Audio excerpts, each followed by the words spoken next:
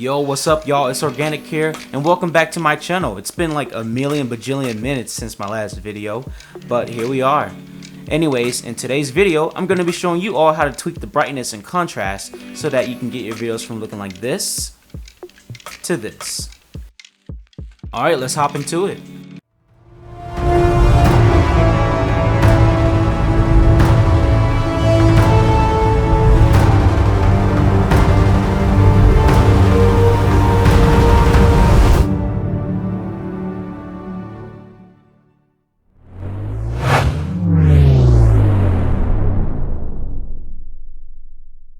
And before we start this tutorial, one thing I want to let you guys know that is very important is that when you're recording, make sure your video isn't too bright or too dark, or make sure the subject or the thing that you want to record isn't too dark or too bright, because there isn't much you can do to change that in post-production.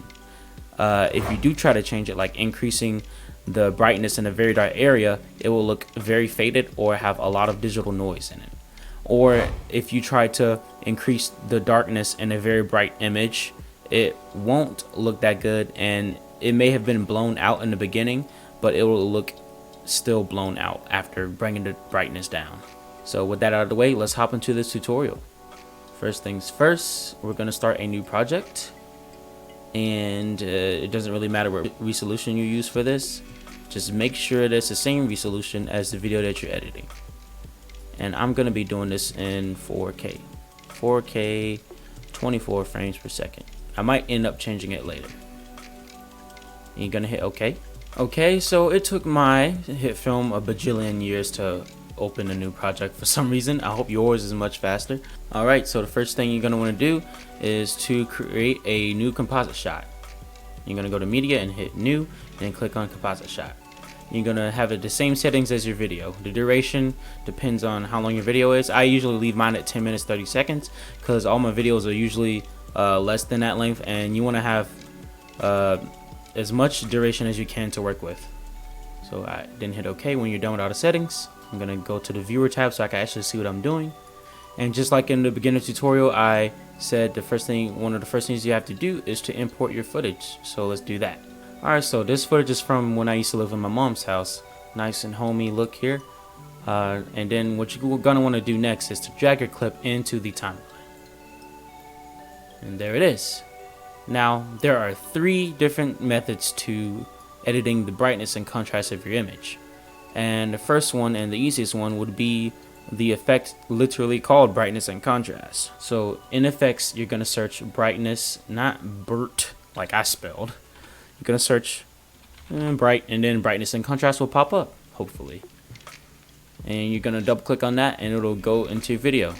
Now to actually make changes, you need to double click to open it. And if you move these numbers up and down, you edit the feature. Now the brightness affects how much light or how bright or dark the image is overall. The contrast increases the difference between the dark and light areas of the image. At its very highest, it is a lot of contrast, a lot of dark areas and a lot of bright areas. If you bring it all the way down, there's a lot less difference between the dark and light areas until you get a plain gray. I'm going to scrub to the part where I want everything to look the best, which is this shot right here. And I'm going to make everything a little darker and add a little bit more contrast. Adding contrast and making things a little darker makes all the colors pop, as you can see. See, now that was quick and easy. Now the second option to editing brightness and contrast will be the effect called Crush Blacks and Whites.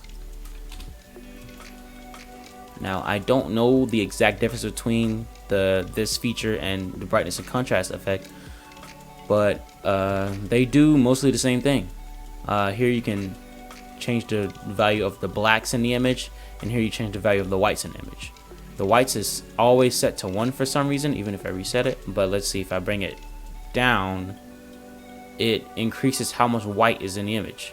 If I turn the blackness up, it increases the blackness in the image. So you can make your image a little bit more contrasty by increasing the blacks, which makes colors pop more. And you can increase the whites in the image to make the whites a bit brighter, adding a very clear contrast between everything in your image. And this is how it looks before, and this is how it looks after. Such a clear difference. Colors are a lot more vibrant.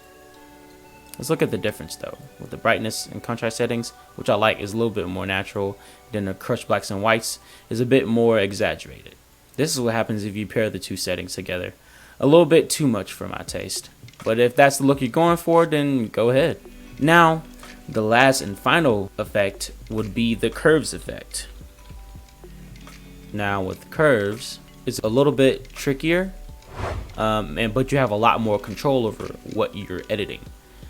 So right here in the very far left corner, if you're paying attention to this bottom line right here that fades from black to white, look at that as the original image, or the original dark and white values in the image. Everything that's black is right here, and everything that is completely white is in this area. And in between are all the other brightness and darkness values.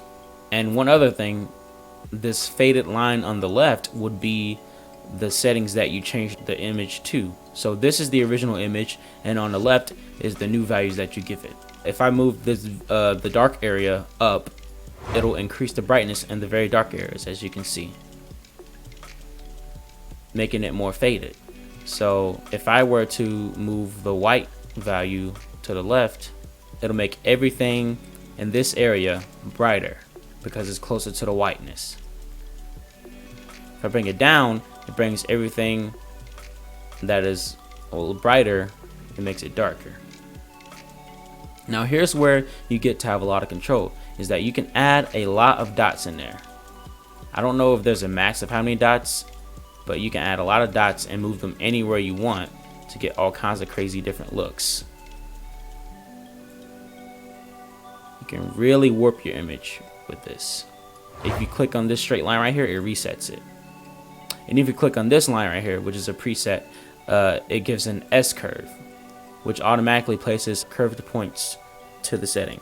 Now that you have an S curve, it can make things a little bit more easier. And to get the best look contrast wise, all you have to do is to bring this value right here down a little bit lower, and this value right here a little bit higher. That way the difference between the dark values and the light values in image is pretty visible. But you can have it any way you want. You can also move these a little bit higher up so that you can change the levels in the brighter areas. You can move this lower down to change the levels in the even darker areas.